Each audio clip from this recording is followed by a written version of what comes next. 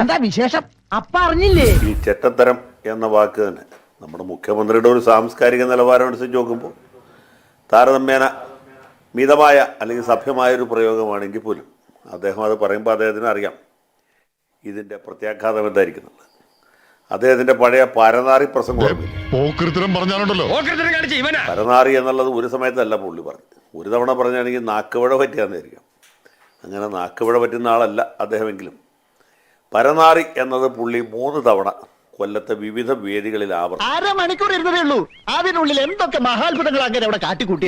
ഇദ്ദേഹം ഇങ്ങനെ പ്രേമേന്ദ്രനെ സംബന്ധിച്ച് പരനാറി എന്ന പരാമർശം നടത്തി എന്ന് നിങ്ങളുടെ സ്റ്റുഡിയോയിലിരിക്കുന്ന ആങ്കർ പറഞ്ഞപ്പോൾ ഞാൻ പറഞ്ഞു അദ്ദേഹം വളരെ വ്യക്തമായ ഉദ്ദേശത്തോടും കരുതലോടും കൂടി ചെയ്തത്. മനസ്സിലായില്ല.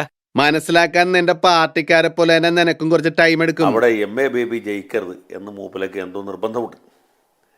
അതുകൊണ്ട് ഇതുപോലെ ഒരു പ്രയോഗം കൊല്ലത്ത് വന്ന് നടത്തിയതാണ്. കൊല്ലത്തെ പ്രബുദ്ധരായ വോട്ടർമാർ ഇത് കേൾക്കുമ്പോൾ പ്രകോപിതരാകും. അവർ ബേബിയെ നിശേഷം പരാജയപ്പെടുത്തും. ബേബിയുടെ പരാജയമാണ് പിണറായി വിജയൻ ആഗ്രഹിക്കുന്നത്. നേരത്തെ സംശയം കാര്യമൊക്കെ ഞാൻ പറഞ്ഞ ഇവിടെ ആരെങ്കിലും വിശ്വസിക്കും. വോട്ടെണ്ണി കഴിഞ്ഞപ്പോൾ നമുക്കറിയാം 30,000-ൽ പരം വോട്ടുകൾക്ക് MA ബേബിയോട് പരാജയപ്പെടുന്നത്. അല്ലാതെങ്കിൽ ബേബി തോൽക്കില്ല. എല്ലാ സാഹചര്യങ്ങളും ബേബിക്ക് അനുകൂലമായി നിൽക്കുമ്പോഴാണ് ഒരു കാര്യവുമില്ലാതെ ഇദ്ദേഹം അവിടെ പോയി ഇങ്ങനെ അടികളുടെ മുഖത്ത് ഞങ്ങളിനി എങ്ങനെ നോക്കും? തത്വം പഠിപ്പിച്ചാൽ മാത്രം പോരാ, പ്രവൃത്തിയിലത് കാണണം. ഇപ്പോൾ നിങ്ങൾ യൂട്യൂബിലൊക്കെ കാണാം ചിന്താ ജെറോമിൻ്റെ പ്രസംഗം. ഒരു പരനാറിയെ പിന്നെ പരനാറി എന്നല്ലാതെ പുണ്യാളച്ചോ എന്ന് വിളിക്കാൻ പറ്റുമോ എന്ന് അവർ പറഞ്ഞതല്ല കേട്ടല്ലോ. ഇതൊക്കെ ആളുകൾ കണ്ടുകൊണ്ടിരിക്കുകയാണ്. ഇത് കാണുന്നവരെല്ലാവരും ഇവരുടെ ബുദ്ധി നിലവാരം ഇവരുടെ സംസ്കാര നിലവാരമുള്ളവരല്ല. ഞാൻ കടിച്ചു പിടിച്ച് ക്ഷമിച്ച് ജീവിക്കണം. ജി സുധാകരന്റെ കാര്യത്തിൽ ചെറ്റത്തരം. അദ്ദേഹം മന്ത്രിയായിരിക്കുന്ന സമയത്തും വളരെ ലളിതമായ രീതിയിൽ ജീവിച്ച ആളാണ്. ആദ്യം മന്ത്രിയാകുന്നതിന് മുമ്പ് അദ്ദേഹത്തിന് കാറുണ്ടായിരുന്നില്ല. മന്ത്രിയായിരിക്കുമ്പോൾ സ്റ്റേറ്റ് കാറുണ്ടായിരുന്നു. മന്ത്രിസ്ഥാനം കഴിഞ്ഞ പിന്നെയാണ് അദ്ദേഹം സ്വന്തമായി ഒരു കാറ് വാങ്ങിയത്. അത് തന്നെ ഇൻസ്റ്റാൾമെന്റ് അടച്ചാണ് കാറ് വാങ്ങിയത്. അപ്പൊ അങ്ങനെ നിരാർഭാടമായിട്ട് അനാർഭാടമായിട്ട് ജീവിച്ചിരുന്ന ആളാണ് സുധാകരൻ. അദ്ദേഹത്തെയാണ് ഈ ചെറ്റത്തരം എന്ന രീതിയിലൊക്കെ പറയുന്നത്. ഇദ്ദേഹത്തെ പോലെ രാജകുടുംബത്തിൽ ജനിച്ചവരല്ലോ എല്ലാവരും. അങ്ങനെ കുഴപ്പമില്ല. പുള്ളി ചിറക്കൽ തറവാട്ടിൽ ചിറക്കൽ ഗോകുലകത്തിന്റെ ഒരു താവഴിയിൽ ജനിച്ച ആളാണ് പിണറായി.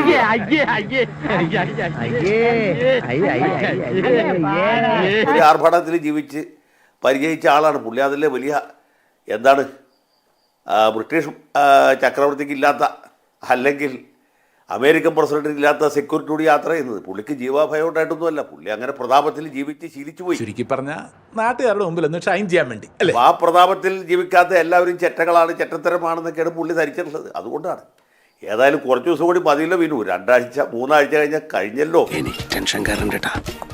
എന്റെ നെഞ്ചിൽ പാണ്ടിയും പഞ്ചാരി ഒരുമിച്ച കഴിഞ്ഞ പിന്നെ പ്രശ്നമില്ലല്ലോ.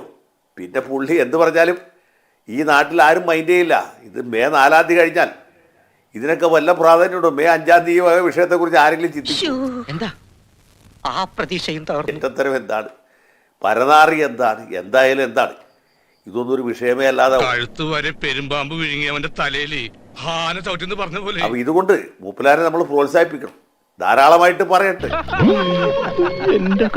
ഇതിപ്പോ സുധാകരനെ പറ്റി പറഞ്ഞു, നാളെ വേറൊരാളെ പറ്റി പറയട്ടെ, സതീശനെ പറ്റി പറയട്ടെ, അത് കഴിഞ്ഞ് രമേശ് ചെന്നിത്തലയെ പറ്റി പറയട്ടെ. എല്ലാവരെ കുറിച്ചും ഇദ്ദേഹം ഇതുപോലെയുള്ള പുള്ളിയുടെ ആ മധുര കോമള പദാവലികൾ കൊണ്ട് ഓരോരുത്തരും പുള്ളി അഭിനന്ദിക്കും.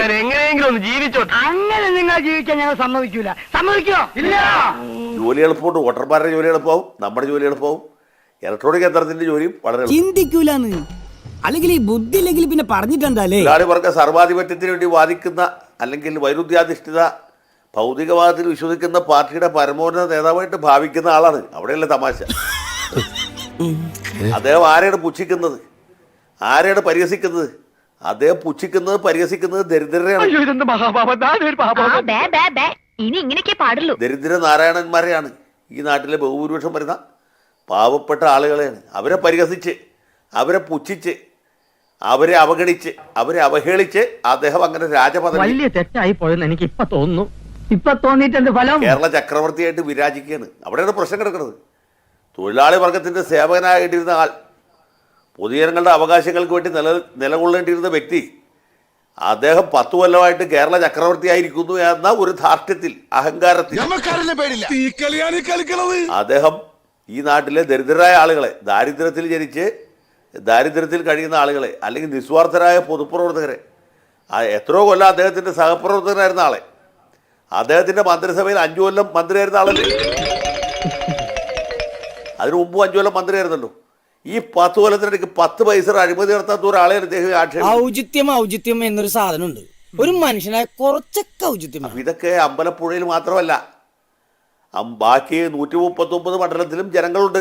3.5 കോടി മലയാളികളും കേൾക്കുന്നുണ്ട് ഇദ്ദേഹത്തിന്റെ വാക്ക്. എന്ത് ചെയ്യുന്നതിന് മുമ്പും ഒന്ന് ആലോചിക്കണം. വെറുതെ എടുത്തു ചാടരുത്. എന്താ ഇപ്പൊ എടുത്തു ചാടിയാല് കുണ്ടി കുത്തി വീഴും. അദ്ദേഹം ഇതുവരെ മാധ്യമങ്ങളെ കാണുമ്പോൾ കടക്ക് പുറത്തെന്ന് പറഞ്ഞ നാളിപ്പോൾ എല്ലാവരും വിളിച്ച് അകത്ത് വരുത്തുന്നു, എല്ലാ സ്റ്റുഡിയോയിലും ചെല്ലുന്നു, എല്ലാവർക്കും അഭിമുഖം അനുഭവിക്കുന്നു, എല്ലായിടത്തും ചിരിക്കുന്നു. അതിലെ ഏറ്റവും വലിയ അത്ഭുതം എന്റെ ഒരു പേഴ്സണാലിറ്റിയുടെ വിജയമാണ്. കണ്ടിട്ട് ഇക്കാണുന്ന പേഴ്സണാലിറ്റി പോകുന്ന ലക്ഷണമാണ്. ഞാൻ നേരത്തെ പറഞ്ഞുകൊണ്ട് May 4 തീയതി വരെ സഹിച്ചാൽ മതി, ഇനി കുറച്ച് ദിവസം.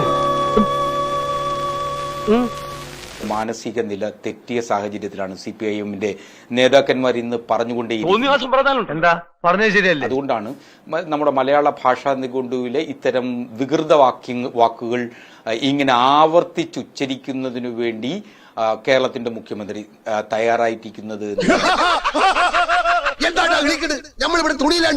അറിയാവുന്ന ഏറ്റവും പരമപ്രധാനമായിട്ടുള്ള കാര്യം, അദ്ദേഹം ഒരാഴ്ച മുമ്പ് സംപ്രേഷണം ചെയ്ത ഇന്റർവ്യൂവിൽ പറഞ്ഞിരുന്നത് താൻ ഒരു സന്യാസ തുല്യമായ ജീവിതം നയിക്കുന്നു, പറയുന്നതൊന്ന് പ്രവർത്തിക്കുന്ന വേറൊന്നും, ദൈവമില്ല അമ്പലമില്ല എന്നൊക്കെ വിളിച്ചു സന്യാസ തുല്യ ജീവിതം നയിക്കുന്നു എന്ന് അവകാശപ്പെട്ടിരുന്ന ആളാണ് ഇപ്പോൾ G. സുധാകരനെ പോലെ തന്നോടൊപ്പം ആലപ്പുഴ പാർട്ടിയുടെ ജില്ലാ സമ്മേളനം പിടിച്ചെടുക്കുന്നതിന് ഏറ്റവും കർമ്മപ്രധാനമായിട്ടുള്ള കർമ്മങ്ങൾ ചെയ്തിരുന്ന G. സുധാകരൻ നാട്ടുകാർക്ക് അറിയാവുന്ന കാര്യമല്ലേ. ഇന്ന് പാർട്ടി വിട്ട് പുറത്തു പോകുന്ന സാഹചര്യത്തിലാണ് അദ്ദേഹത്തെ ആ വാക്ക് ഉപയോഗിക്കുന്നതിന് പോലും എനിക്ക് അറപ്പുണ്ട് എന്നുള്ളത് കൊണ്ടാണ് ഞാൻ ആ വാക്ക് ഉപയോഗിക്കുന്നത്. 1 ലക്ഷം റുപ്യ എന്ന് പറഞ്ഞാലും ഇമാതിരി നാണം കെട്ട വർത്താനം പറയാൻ ഇന്നെ കിട്ടും. NK പ്രേമേന്ദ്രനെതിരെ നടത്തിയിട്ടുള്ള ഭാഷാ പ്രയോഗം, അതുപോലെ താമരശ്ശേരി ബിഷപ്പിന് നേരെ ഉയർത്തിയിട്ടുള്ള ഭാഷാ പ്രയോഗം, ഇതൊക്കെ വളരെ കരുതിക്കൂട്ടി നടത്തിയ ഭാഷാ പ്രയോഗങ്ങളാണ്. ഡോക്ടർ തോമസ് ഐസക്കിനെ പോലുള്ള ഒരാൾ ഞാനൊക്കെ വലിയ ആരാധനയോടെ കാണുന്ന നേതാവ്. അവൻ കാണിച്ചത് നാലാളറിയിട്ട് അവൻ മഹാ തെമ്മാടിയാണെന്ന്. രമേശ് പിഷാരടി പോലെയുള്ള ഒരു നടനെതിരെ പറയുകയാണ്. അദ്ദേഹം ദീർഘകാലമായി കോൺഗ്രസിനൊപ്പം നിൽക്കുന്ന ആളാണ്. അദ്ദേഹം ഇപ്പോൾ ഒരു തെരഞ്ഞെടുപ്പിൽ സ്ഥാനാർത്ഥിത്വത്തിനു വേണ്ടി കോൺഗ്രസിലേക്ക് വന്ന ആളൊന്നുമല്ല. അദ്ദേഹം കോൺഗ്രസ് പാരമ്പര്യമുള്ള കുടുംബത്തിൽ നിന്ന് വന്ന ദീർഘകാലമായി 12 കൊല്ലമായി കേന്ദ്രത്തിൽ അധികാരത്തിൽ ഇല്ലാത്ത, 10 കൊല്ലമായി സംസ്ഥാനത്ത് അധികാരത്തിൽ ഇല്ലാത്ത ഒരു പാർട്ടിക്കൊപ്പം നിന്ന് തെരഞ്ഞെടുപ്പിൽ മത്സരിക്കുന്നതിനു വേണ്ടി ആവശ്യപ്പെട്ടപ്പോൾ അദ്ദേഹം സ്വമനസാലെ തയ്യാറായി തെരഞ്ഞെടുപ്പ് രംഗത്തേക്ക് വന്ന ആളാണ്. അദ്ദേഹത്തെയാണ് മറ്റൊരു വാക്ക് ഉപയോഗിച്ചുകൊണ്ട് ഡോക്ടർ തോമസ് ഐസക് ആക്ഷേപിക്കുന്നത്. ഇത് CPM നേതാക്കന്മാരുടെ മനോനിലയുടെ പ്രശ്നമാണ്. അവര് വളരെ കൃത്യമായി ഏതോ ഒരു ലോകത്ത് ജീവിക്കുന്നു, തങ്ങളല്ലാതെ മറ്റാരെയും അംഗീകരിക്കാൻ തയ്യാറാകാത്ത തരത്തിലേക്ക് അവരുടെ മാനസിക നിലവാരം ചുരുങ്ങിയിരിക്കുന്നു എന്നുള്ളതാണ്. ഇവരുടെ കമ്മ്യൂണിസ്റ്റ് ബോധ്യങ്ങൾ എവിടെ എത്തി നിൽക്കുന്നു എന്നതാണ് ഏറ്റവും വലിയ ചോദ്യം ഇന്ന് കേരളത്തിലേക്ക്. കേരളം ഭരിക്കുന്ന CM ഇങ്ങനെ ഒരു കോമാളിയാവരുത്. അതേടാ ഞാൻ കോമാളി. 6 ഇഞ്ച് നീങ്ങി ഒരു ചുവന്ന സ്വിച്ച് കാണുന്നുണ്ടോ? കാണുന്നുണ്ട്. ഈ സ്വിച്ചിന്റെ കാര്യമാണ്. ചുവന്ന സ്വിച്ച് അമർത്തി.